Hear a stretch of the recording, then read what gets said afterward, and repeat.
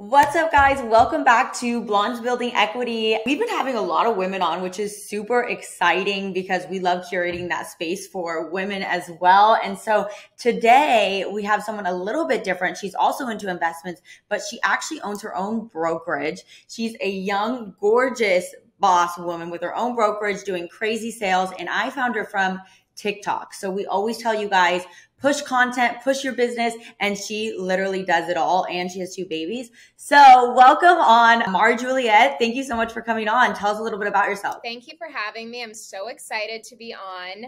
I am born and raised in South Florida, so I've lived here my whole life. I'm actually sitting here in my office looking at the Intracoastal, right where I grew up. So I sell from Miami to Palm Beach, and I have 20 agents who now work for me, and we really specialize in investments, a lot of Airbnb properties, and now I've opened a commercial division over the last year and a half, and we're really starting to get really into those commercial deals and new development. So it's really exciting.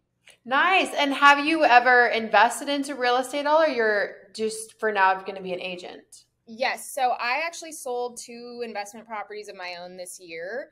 I had a duplex that I invested in with friends. So it was my first real estate investment, and I was nervous to just do it myself. So we got a couple of our friends, my husband and I, and we invested on a duplex together, and we sold that in the beginning of last year. And that was like totally passive, like the most passive investment, super low maintenance.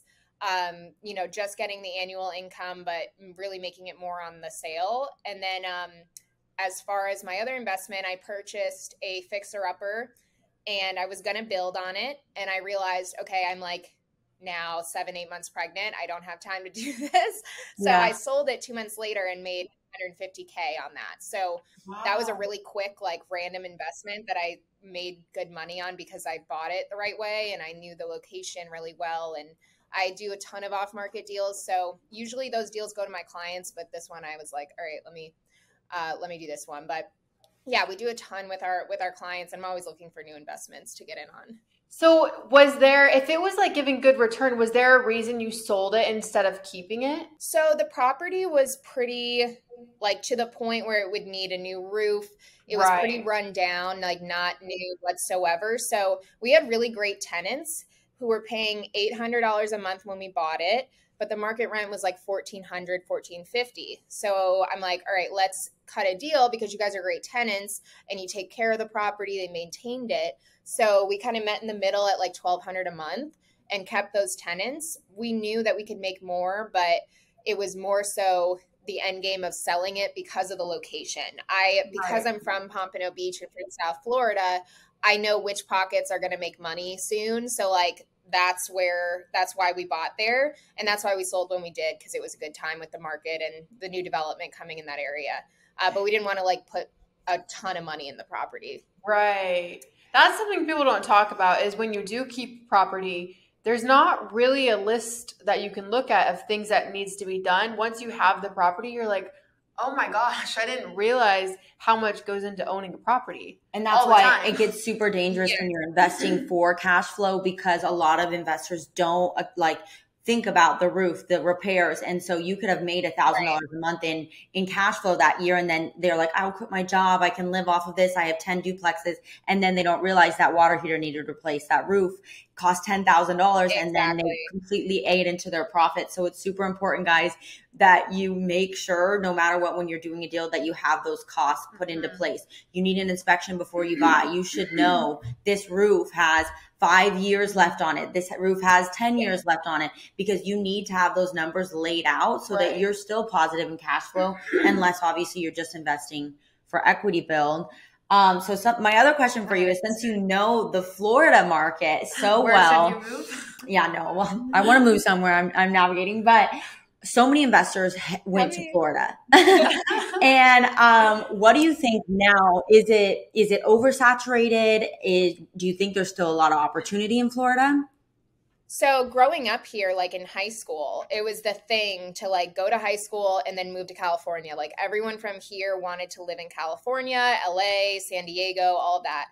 And then once the lockdown happened, every client coming in. Now, I used to have listings that the only buyers would be local or from New York, New Jersey, the East Coast. Then it went all of a sudden to like everyone in California, everyone in Utah, everyone in Colorado, like moving here in droves, which we never had before. And I even wrote it down like in my notebook before all that happened. I was like, I really want to start working with clients from like California and like people across the country. And then it was like really just those people, like all of a sudden. So it's kind of crazy because they'll invest in like an Airbnb with us as like a vacation home or just a income producing property, and they come here and they're like, oh my God, I want to live here too. So then they want to move full time. And a lot of people do that. We have several people who have bought 3-4 properties with us because they see how consistent the income is because we have year-round amazing weather and we don't have to like have those vacancies like other places do. So it's kind of like duh, like of course you want to live here. It's like it's sunny all the time, beautiful. The rent control laws in Florida, are they pretty lenient? Okay, so we got a lot of people who initially are like, I want to invest in Miami. But Miami is very, very strict, like strict with short-term rentals, especially with single-family homes. And then when you go like the condo route, most of them you have to wait a year, 2 years to even rent it out annually.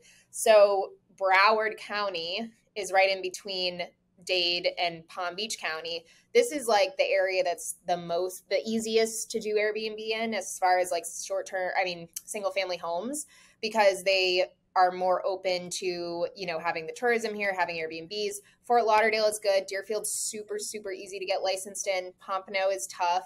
It's like there's different cities within Broward County, within Palm Beach County, and within Dade County that we know because we're specializing in it that those areas allow it and some don't.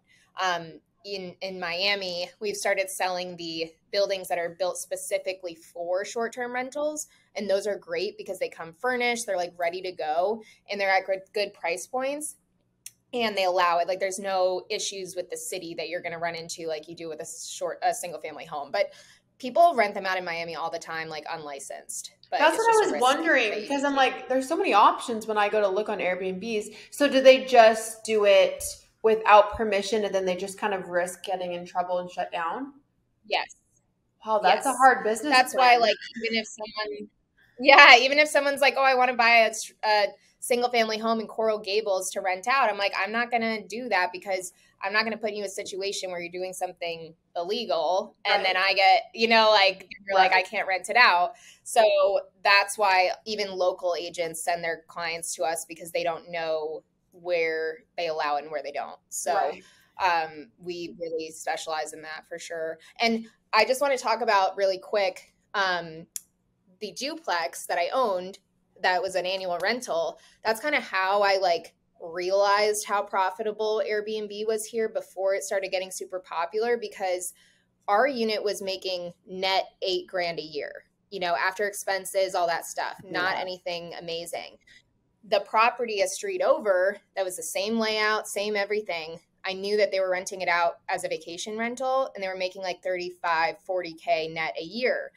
So I'm looking at my friends and I'm like, what are we doing? Like, why wouldn't we put this on Airbnb and make way more money? So then I kind of talked to a lot of my investors and I was like, listen, you could be making so much more on these properties. And at first they were like, these numbers sound insane. Like there's no way you're making, 15 to 20% return. That's unheard of. And now it's kind of par for the course. But before it was hard to convince people that was even possible. Right. No, it definitely matters. I mean, we are Airbnb 2 properties right now of ours while they're on the market, because we've seen such a market shift. We do high-end flips, so the multi-million-dollar flips. So we have things, sitting for a lot longer. So we got creative and we're like, well, let's Airbnb them when we don't have showings. So we've been able to cover so we're covering holding costs while being able to show it. So we're like, okay, if we have a guest on the weekend and they want to check in Friday, Saturday, they check out Sunday by 11. So then we have our cleaner come in. We still have an open house 1 to 4, so it's still we make it work, but it's definitely, at least in California, like anything, long-term rentals, you have rent control, and then Airbnb, it's just been a nightmare. The approval process, the city's gotten so strict. And one of our guests on the podcast actually told us, you need to go to a place that their main money source is more of Right. tourism. Like LA does not care Yes. that you're bringing in money. Like they want their residents who pay millions of dollars for a home to not have an Airbnb next to it. So it's almost impossible here. We make it work, but it's definitely like the neighbors hate it. They don't want it, you know? So well, we're doing it illegally right now, which is hard because actually our first month we rented it out and we almost made what our interest payments are, and our interest is very, very high. We almost made our first month on Airbnb that interest payment, and now in the summer we'll be making like $4,000 over our interest payments. So we were talking like maybe we should just keep it if we're making more money than our interest payments, but then you have the risk of getting shut down because it's not legal for under 30 days to rent it out. So it's a hard business plan when it's illegal. Yeah, you can't. You have to think long term and. Yeah, we don't have rules like the only place off the top of my head that I'm thinking of that has like even a minimum is like Lauderdale by the Sea as a 7-day minimum, but everywhere else you could rent it out daily. You could even, we have a lot of people who will rent out for the day for like a couple hours and they just do like a photo shoot or like if somebody owns a boutique and they need to get some lifestyle content, that kind of stuff. So even the boats, like I have a waterfront right now. It's a 5-bedroom home. Perfect Airbnb, like amazing, would make, you know, projections are over $300K a year in gross income. And, you know, that all day, like those will be rented out 90% occupancy. And that's not unheard of. That's not uncommon. Miami has obviously the highest occupancy rate. And like the managers that I talk to, even as far north as Pompano Beach, where people don't really know this area as well, still 90-95%, which is just insanity.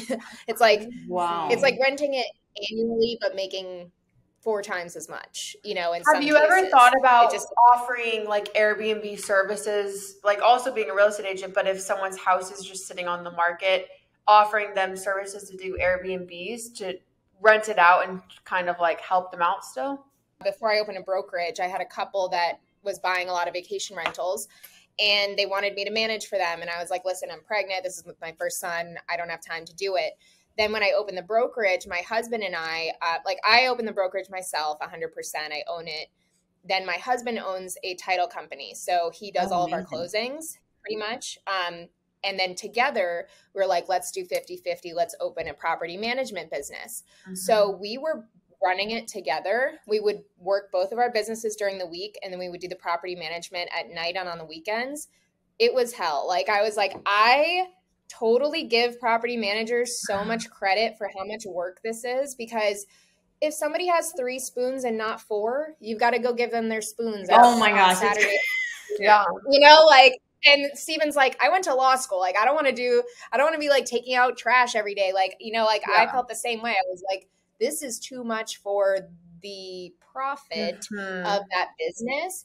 And to be honest, I was like, this is not in the best interest of my clients. Like, as much as they want me to manage their properties and they want it all in house, like it's not for, I want somebody to be solely focused on that. Which is why I really heavily vet the property managers that we send out to, because it is, people start doing it and then they're like, oh my God, I did not realize that this was so much work. So it's really good to have people who just do that, I think. Your vacancy depends on your reviews. And once you get a bad review because someone doesn't have 3 spoons or 4 spoons, it's like your business starts to shut down. Like we had the same thing here in West Hollywood. I'm like managing this Airbnb and I'm like, this is not easy at all. Like every day there's something that comes up and I have to go fix something. I have to go bring them something. My boyfriend has to come every fix day. things. And they're still not even grateful. Like we had someone staying here and she was like complaining because her sheets weren't ironed every day, which I'm like, who comes and irons your sheets in an Airbnb? I've never heard of that. Sign me up for that one. And then she was complaining. Like there's so many things. And every time I would have my boyfriend come, we'd come fix it. I paid a handyman like $1,000 to come fix something. And she still wasn't satisfied. And she still didn't leave me a good review. And I'm like, what more do I need to do to get a good review from you guys? Right. They expect so much. Because you're competing with hotels and you have no control over really, like if somebody's just having a bad day and they write a bad review, if you get 3 bad reviews on Airbnb, you're like off the platform. So same thing. Like I was going to deliver the spoon and then she's like, oh, you didn't bring me 6 spoons. She brought me 4. And I'm like really trying to hold it together. I'm like, ma'am, Yep. why do you and your husband need 17 spoons? Like, it's like, I need somebody that's like in hospitality to do that because I don't have the patience for it. Right. But when we shout out to all property managers because it's worth the percentage. Whatever you guys are, 15, 20, 25%, it's worth it to have your property managed and taken care of and maintained. And that's another thing to educate your listeners on. Like, you can cut corners by doing like virtual management or paying 10% to Evolve to manage your property. But you might have a hole in your wall and you don't even know it until 5 months later. Yeah. But so like if you're going to go sell that property, you're losing money. Like you are, for sure. Like if you have a virtual manager, because virtual managers would never do what me and my boyfriend have done for these guests. So I don't even know, is there a manager that is literally on call 1 a.m. and going and fixing something for the guests so they don't complain? Like, is that a thing? So there's hybrid. There's like hybrid where it's virtual and they have people on the ground. There are ones like that. There are ones where it's all virtual, and there are ones where it's just somebody managing like 5 properties locally, and they're the ones always running and doing everything. There are pros and cons to all of those. Like my parents have a property in Deerfield that's an Airbnb. It does incredibly well. It's managed by a local woman that like used to work at the Beals down the street, and now she wants to be a property manager. And like that's kind of the perfect person in my mind, like who I would want to manage, because you can connect with them easily and you know that they're boots on the ground, like looking out for your property. But realistically, if you're trying to buy like multiple properties, let's say, and you want one in Houston and you want one in South Florida and you want one in California, a virtual manager that also has people on the ground, like hybrid, would be ideal, I think. And I have managers like that I refer out to. Yeah. Oh, nice. I like that. So what we've kind of learned is this past few months is A, you need an insane property manager, everybody. And B, this is where it comes back to you, is an insane real estate agent. Like, especially if you're an investor, we really believe the power of the one thing. We've always tried to do it all, and you just can't be the best at it all. And so once we were took a backseat on being agents and going full time into investing, and we have multiple properties going at once, and it's just so much on our plate. We were like, oh, but we're agents, we can be the agent on it as well. We just really realized how important, like, we should just spend that extra cost. Like, we are not going to be the best agent for our property and sell at the best price. That's not our focus right now. So I think a lot of investors, like even you're talking about, like, the area, like all the best investment areas, the rules, like finding a good agent that's familiar with investors is so make it or break it in a deal. Especially we bought a property with an easement and we're moving fast. We didn't, and if we had I think a better, not a better, we were more diligent and we had a crazy agent, they would have caught that right away, and I think it was a really bad agent. I blame the agent. He found us this deal. It was an amazing steal. We're in, blah, blah, blah. It's an amazing steal for a reason. Right. Yeah. Yeah, exactly. Exactly. And listen, it's so easy to get your real estate license. So that's the biggest thing. It's like, it really is kind of a gamble who you're going to work with and how much time they're going to put in. Now, after owning my brokerage for a year and a half and hiring and firing for a year and a half, it's insane. And my husband told me, because he works with realtors all the time, but a lot of people, they don't put the effort into the business. They don't care about the business. So you really have to identify the people that care and that are like waking up like, I need to find this person the perfect property, or I need to sell this person's house. Like, that's kind of like how my brain always is. Like, I just had a meeting with a commercial developer and one of my top producing agent. And like you said, like, you have to shift your focus. Like, I can't be focused just on residential now. I have to kind of like shift it to commercial, and it makes sense because of the way that I'm working with them. But not a lot of people do residential and commercial because they can't focus on both. So like, you have to be so married to this business to like be good at it and like actually close deals. There are so many agents who will waste their time calling clients and cold calling and stuff, and then never follow up. And they don't know that it might take 3 years to close a client. And a lot of people don't want to wait that long. They want to like get their license and start selling $5 million houses right away. And, like that could happen, but probably not, so like you have to definitely work with people who are not focused on the price point. And like, especially when it comes to investing, I'm not looking for the most expensive house to sell my client. I'm looking for the least expensive one, like within, what they're looking for. So it's a different mindset. It's not like, oh, I want to sell this like super expensive property. It's like, I want to find the best deal that's off market and like exclusive so then I can go share it with my investors and like get them a good deal that I can then upsell once it's ready. Yeah, because I've had clients that started at 125,000, and then the last property I sold for that client was 1.5 million. So it's like a marriage, like you have to go into it the mindset of like, this is not the first deal. Like if I gain the trust in the first one, we're gonna do like 7 deals. So that's kind of always like my mindset when it comes to that, and just making people happy on the first deal. Yeah.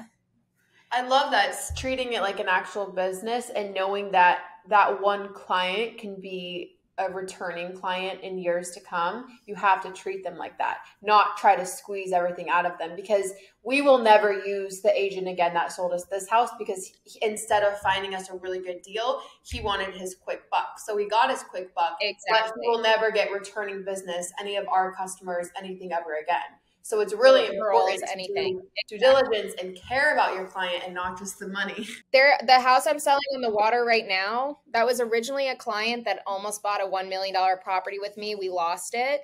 And they're still in their original house. This is now 4 years later, but I've done like 4 deals with the referrals that they've sent me. So that's another thing, like don't burn a bridge. If you're working with a client and they haven't bought yet and you're like, oh my God, they're wasting my time.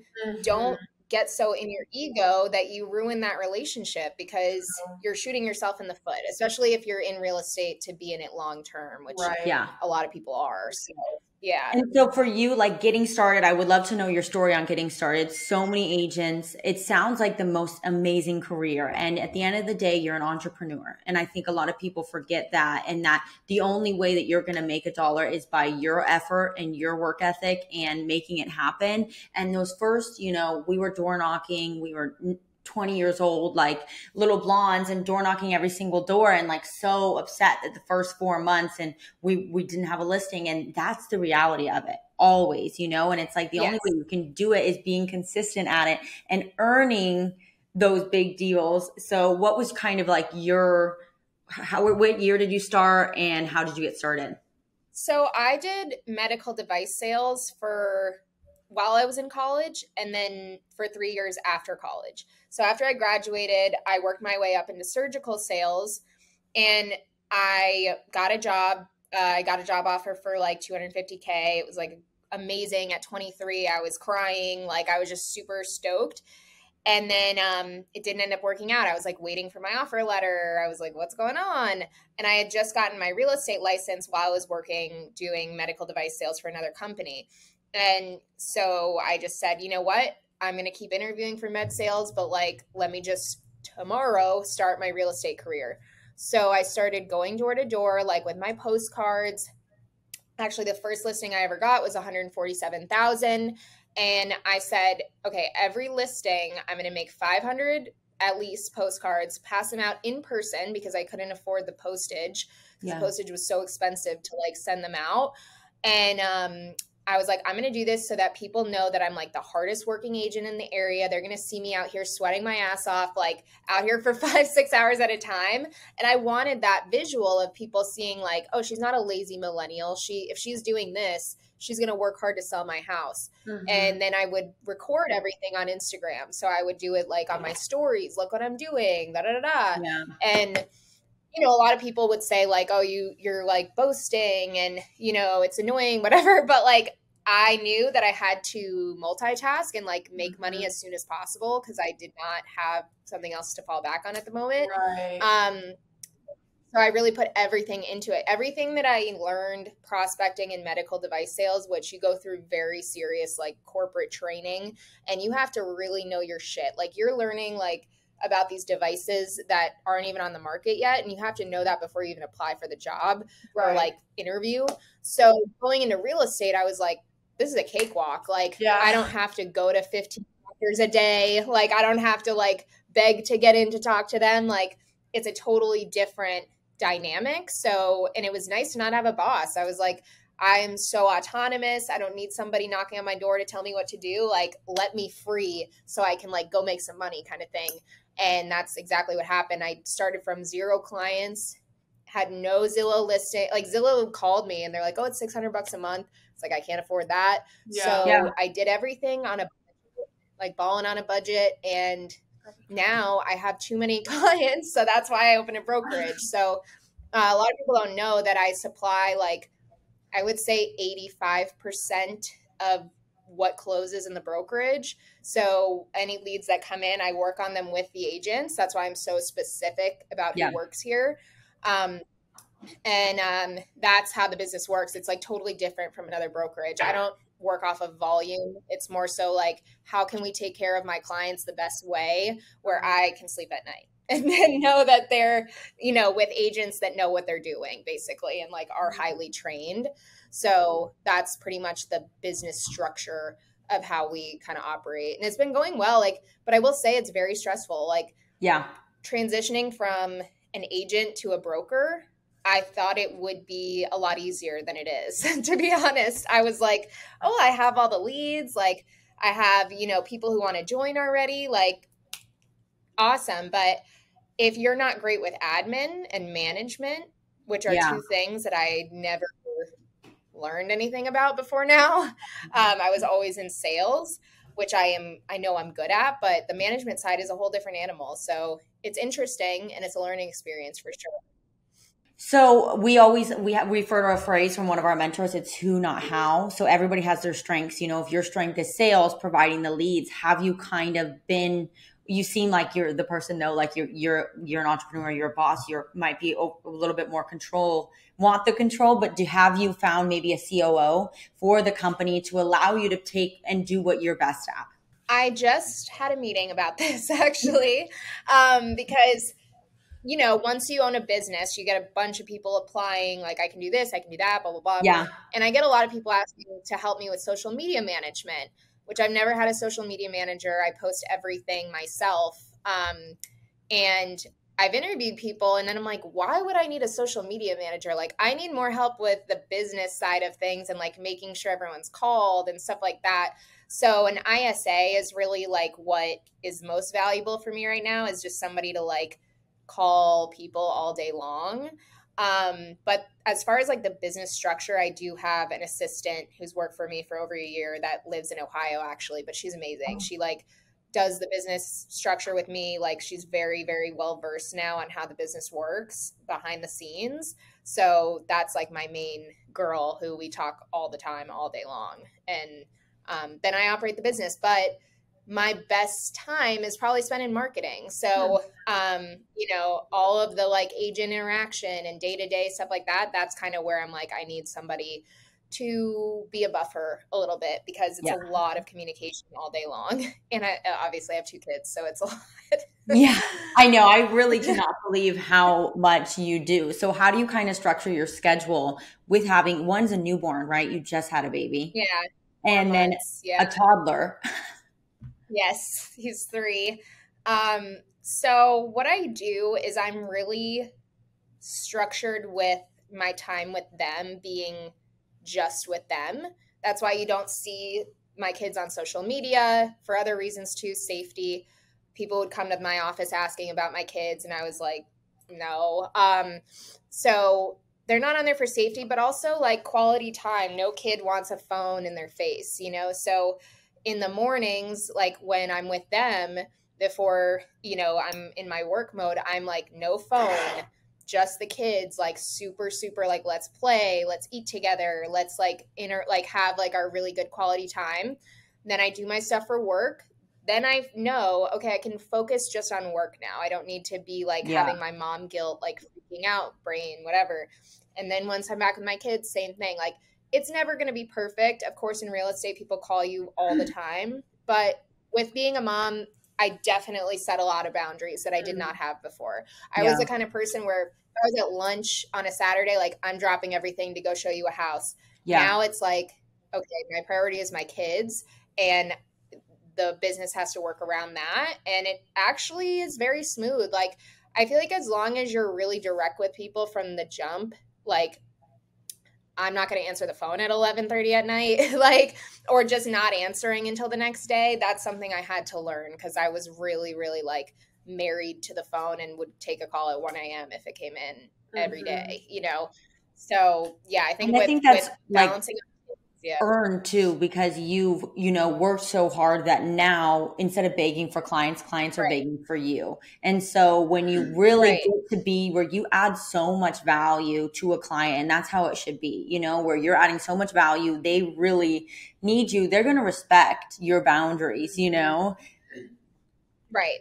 100%. No, it's cool to see when it's in motion, but before you're like, oh my God. And like you said, like giving up the control, it can be so scary. But once you do it, you're like, oh my God, like this could have been so much easier before if I just relaxed a little bit. Like, but it's your baby, your business is your baby. So it's hard to give up control, but once you do, good things happen, I think. What year did you get your license? And now you have your own brokerage. Was that 5 years? 5.5. I think I got licensed the end of 2017, and I won Rookie of the Year for like the 3 months that I worked at that brokerage. Real estate's kind of like in my blood. Everyone in my family does real estate, so we talk about it all the time. Like my parents were both mortgage brokers growing up, so I feel like that definitely has benefited me too. Like my parents flipped houses my entire life. We lived in a ton of different houses. So when you guys are talking about, factor in, you might need your roof replaced or your AC. When you're an agent talking, going through a house, it's very helpful to be like, oh, that's going to cost this, a new bathroom, $15K. You know what I mean? Like you guys know, I'm sure now that you've done it yourself, even if you wanted to go back to just, doing strictly real estate transactions for clients, you would have so much more knowledge now after what you've done yourselves. Right. It's so true. And add so much value. I mean, even when client, Yes. I'm like, oh, this fixture, I have my whole fixture list. I can send you, like all the details. They're like, wow. Or go into a property and you can almost give them a quote. You're not a GC, but you can say, this is going to cost $250,000, but you could have so much upside. And they're like, whoa, that's more than a normal agent offers. We've definitely thought about that, but. And that's the make or break of a lot of deals.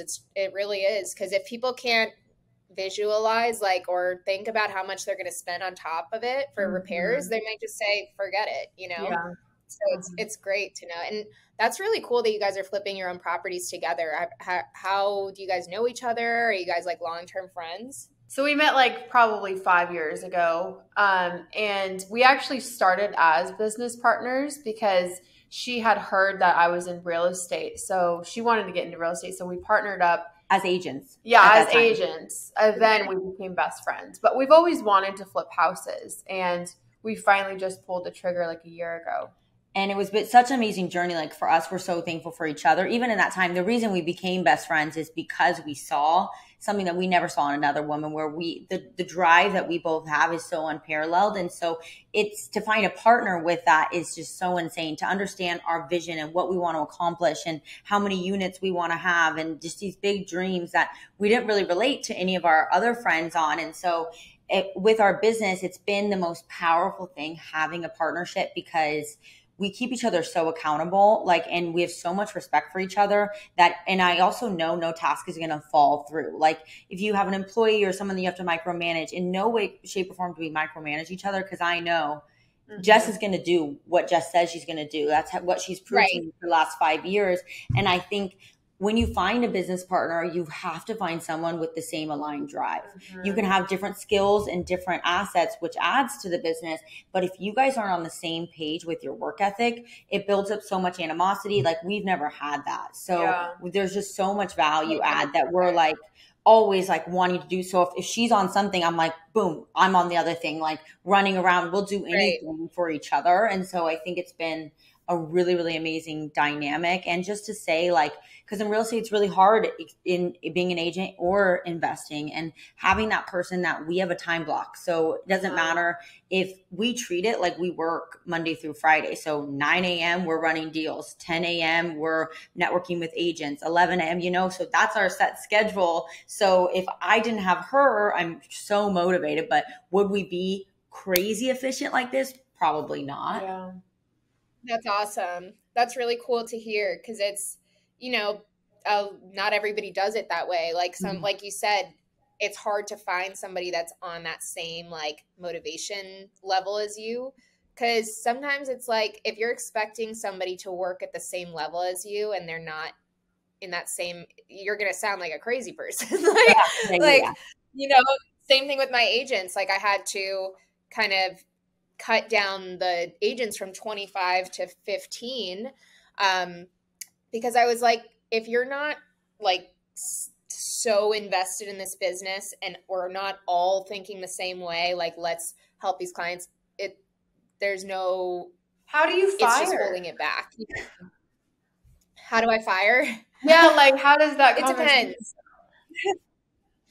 So because I provide leads to the agents, I have a CRM where I can just log in and see who's calling who isn't calling who. So, because I know the processes of how many times you have to contact a client, if I see that somebody's not called for months, and I'm like marketing and providing these leads, to me, that's like, I'm working hard and you're not matching that. And it's, it's not respectful of the opportunity that you're getting. So before, when I first started, it would take me maybe 9 months to figure out that I had to fire an agent. Now it's like a lot shorter of a time. And I have to do that just for the sake of my own business. It was hard because I'm like a girl's girl and I like, I'm used to being in service of clients. I'm not used to being the boss and being like, do this, it's more like, how can I help you kind of thing.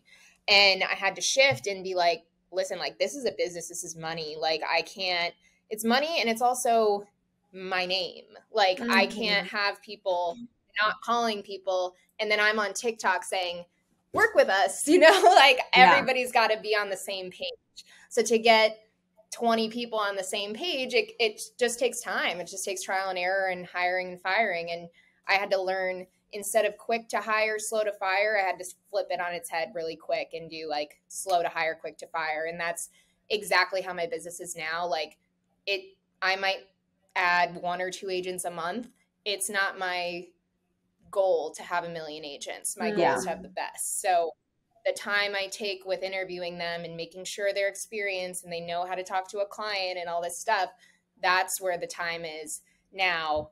And then I know with confidence that they can handle the leads. That's such a good skill. It was like versus like Keller Williams. But you also offer so much value. I mean, we've been with a couple brokerages and that's not normal to offer clients, so the value add that you offer, if those agents don't see that, I would be like, the fact that, because the prospecting part of being an agent is the toughest part in the beginning, and so if you're supplying those leads, these people better be bending over backwards for your clients because it is your name. They want to work with you when they're calling. Right. So when a $3 million client comes in the door and I send it to someone, they don't call, I'm like, I would have killed for that opportunity in the beginning. Like I was like calling lenders begging. I remember this lender said, I can send you some leads because I'm like starting to pay for leads, something like that, through Facebook or whatever. I was like, sure. And then he's like, do you speak Spanish? I have this $200,000 buyer on the line. And I'm like, see. And I like, I grew up speaking Spanish, but I don't speak it fluently anymore. And I just like pretended because I'm like, I need to make money. Like, I've got to like, I want to help anybody. I want to learn. Like, I don't care how much the price is. So now I'm like getting these leads in and I'm like, oh my God, $7 million buyer that I don't have time to help, but like, can somebody help it? Like it's just kind of crazy. It's surreal. And I feel really blessed and grateful. But yeah, the operations on the back end is just a constant need for maintenance, to make sure everything's running smoothly. We were so desperate in the beginning. We were just, but we're hustlers. We would do anything. So we found this, we actually, both of our numbers are licensed as spam now, unfortunately, but because we would do voicemail drops. So we would find every person in our area code and drop like, hey, how are you? This is Kinsey Walensky. I work with Keller Williams. Well, we would actually say, hey, sorry, I missed you. We'd pretend like we knew them. Oh, yeah. Hey, sorry. No. Or like we would say, hey, we have a client very interested in buying your house. Have you ever thought about selling? Like we were so desperate. And we got like 3 clients from that were like, hey, yeah, I kind of have thought about selling. I'm like, oh my God, that's so amazing. Let me meet you for a listing appointment. That's amazing. No, I love it. I love hearing this because it's like fun. You know, it's such a hustle, but like the work that you put in, I feel like it always shows up like 3 months later. Like anything that Yeah. you're doing, like in real estate, it's like it's going to show up a few months later. So you have to have that trust that your hustle and all that stuff, even if you're 2 years in, like it's going to pay off if you actually truly do the work like you guys were doing. So it's like, it's just taking the time. So where do you see yourself? I mean, you've accomplished so much in the last 5 years. Do you kind of have a map of where you want to be in the future 5 years? I have definitely focused a lot on the commercial development side of things over the last year and a half. And it was a gamble to do that because it just takes a lot of time and it's a lot of trust. And like we're talking about, like trust that the business is going to work. So my vision is a lot of the new development in South Florida, also in some other states. We have some projects going on that we're actually taking funds on now, and we're going to start marketing them like this week. But that's super exciting for me. Like I'm pinching myself that I'm even in these rooms talking to these developers and these like people that have been doing this for 50 years. And I'm just like, holy shit, because they're seeing the value in my marketing now, like the TikToks and, Yeah. a listing on Zillow gets like 2,000 views. One of my listings gets 1 million views a month at least. So, and I've sold properties from hashtags like all the time. So now it's like, whereas people were making fun of me, and they still do. I mean, I hear about it all the time. I literally do not care at all about that. But the agents will say, oh, an agent in Miami was talking about you. Like, oh, is that the broker who dances in the houses, whatever. But I'm like, now these developers like want me to do their marketing instead of like hiring a marketing team. Like that's insane to me. And it's like real. And I'm like, that's where I see the future of this, and just continuing to promote the business that way and having just really good reputation. That's really like what I just want to keep, that reputation that we're super hard workers, because that's really what we are. Right. I love that. And I love that you put a lot of emphasis into content. Obviously, we understand that so much. And that's kind of with the background that I came from. So now implementing that into business, where we have our Blondes Building Equity page that we're uploading TikToks on every single day. And it's just even the value add from our current followers on our separate pages, the rooms that we're able to get into, making those connections, sending those DMs. So I think people creating content and putting yourself out there, especially if you're a realtor, is so valuable. To be able to just get clients from posting online. So I think a lot of people are not fully on to the content creating stage yet, but it's so valuable. And we utilize it in any way we can, just getting in certain rooms or allowing that marketing opportunity. And so we put so much of our time in our time block. Okay, we have our business time and we have our content creating time. And you better bet at least 2 hours a day is spent to content creating, because we know it leads to so much in the business. Yeah. And teaching what you learned. That's what we've started to do on our TikTok. Instead of before, when we first were creating and we hadn't had a property that we were flipping yet, we are kind of just listening to things and then re-saying it on TikTok, like what we've learned. And now we don't like repeat other people's lessons. We just talk about our own lessons, like buying a property with equipment, making sure the layout is good, making sure you're in high demand, like making sure you're in the best area with the lowest price, like all these things that we've learned.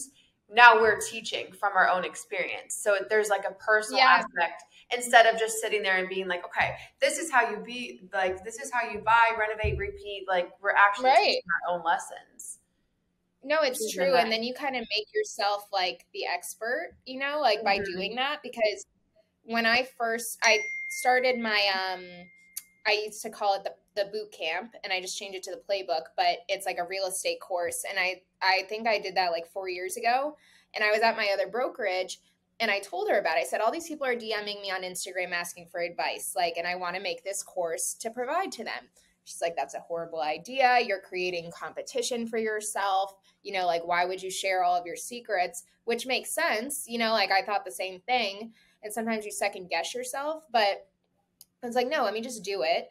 And now a lot of the people that work for me came from that, came from taking my course and then said, oh, I actually want to learn from you like in person and I'm local. And it's like, okay, well, I know that they now have learned from me. So at least they're like somewhat on the same page.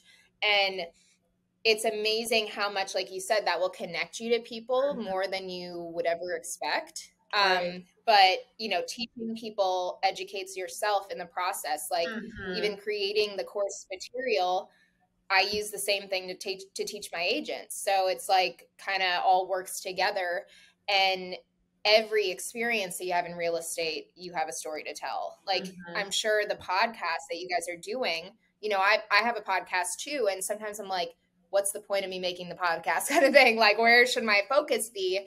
But I'm sure you guys meet so many people that you can then do deals with through this podcast. Like, I feel like it's such an opportunity to learn for free, like with what you're doing, and connect with people where you, like, we would have not talked had it not been for your podcast, right? So like that really is the value in it. It's like, it's not so much the monetization of the actual podcast itself, it's the human connections that you're making because of it.